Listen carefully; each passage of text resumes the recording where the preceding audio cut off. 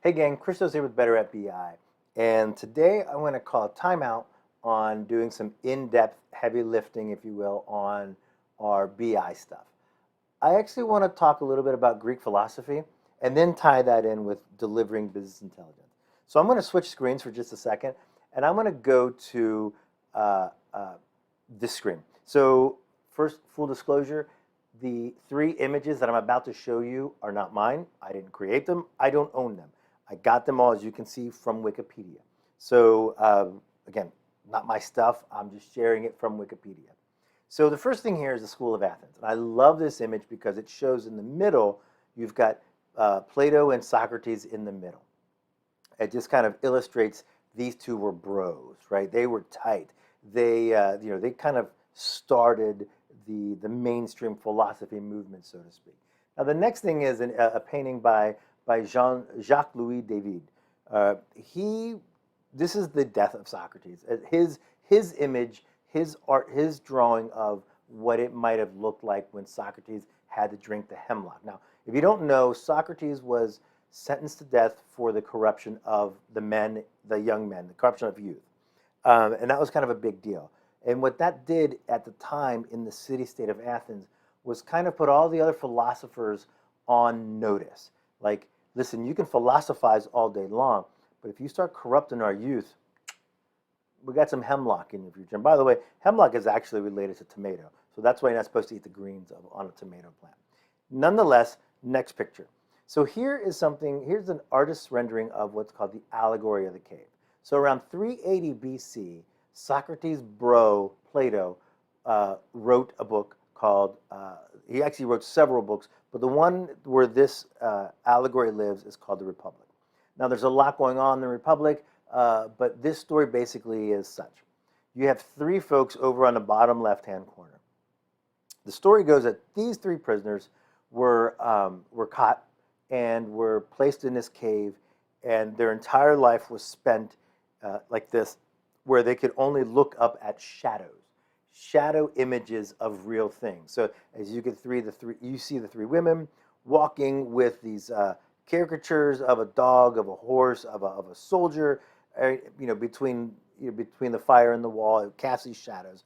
So the three prisoners, their knowledge of the world is just these shadows, just Excel files, so to speak, right? That's all these prisoners know. One day, one of the prisoners gets out. He gathers up the courage, goes out of the cave. After his eyes kind of adjust to the daylight, he realizes, well, okay, I know what a horse is because there's one right there. But boy, that looks different than the horse that I've seen in the cave. Oh, look, another horse. Well, wait a second, that's a different color. Look, there's a tree. Wait a second, there's another tree. Oh, but the leaves on that one are flat, and the leaves on this one are straight and pointy. Wait a second. And so the story goes that the prisoner who escaped, we'll call him Joe. Joe's walking around, and he's seeing all these things for the first time in living color, so to speak, and he's just amazed. He's just surprised. He's so happy, right? So now he's seen the light, so to speak. So Joe runs back to tell the other two guys. We'll call them Fred and Wilbur. He goes back and says, hey, Fred, Wilbur, you got to come out. You got to see this. This is the most awesome sauce stuff in the whole wide world. And they're like, okay, sure, whatever, man. And so they go out to follow him out of the cave. Now, as they get closer to the opening of the cave, their eyes, right? Their eyes had adjusted to the darkness for so long. They're blinded by the light.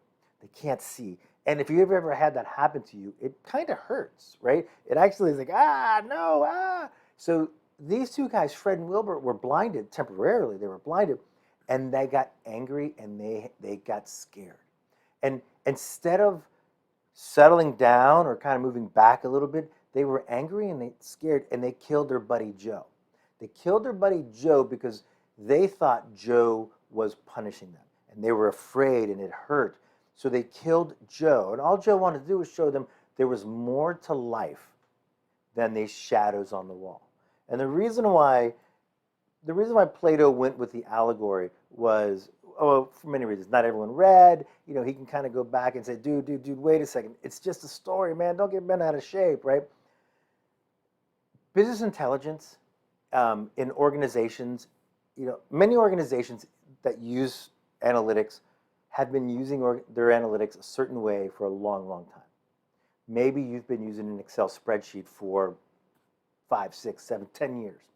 Maybe you've been using business objects, the same crystal reports, the same way for the past 9, 10 years. It's hard to change. That's a given in any industry.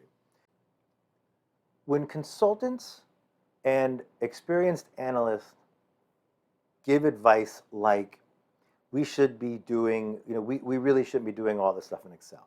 We really should be building a data warehouse or something like that. It's not because we don't like what you're doing. We know, we've seen other things. We've been a part of other operations and other projects. What needs to happen is we have to establish trust. When Joe wanted to take his people out of the cave, they didn't trust, Fred and Wilbur didn't trust Joe that this blinding thing was temporary, and then once they got past this, it was going to be awesome. Once the pain of the transition, once the pain of the new project, the new scaling up project, once that was done, it was going to be, life was going to be really awesome for them. A lot of organizations will quit when there's a lot of pain. What I'm asking, and we here at Be Better at BI really want folks to understand that we don't want to hurt your organization. We don't want to cause unnecessary pain or anguish or agony. We know the solutions. We have some really good ideas of what the solutions are, and we want to implement these things because we know, we've seen things that can help you. None of us are here to hurt anybody. We're just here to show you the way out of the cave. Excel's a great tool. Caves are a pretty nice place to go, but you shouldn't live in a cave, and you shouldn't live in Excel. All right, everyone, thank you. This is Christos again with Better at BI. I hope you liked this video. If you did, please hit like and subscribe down below, and I look forward to seeing you again later.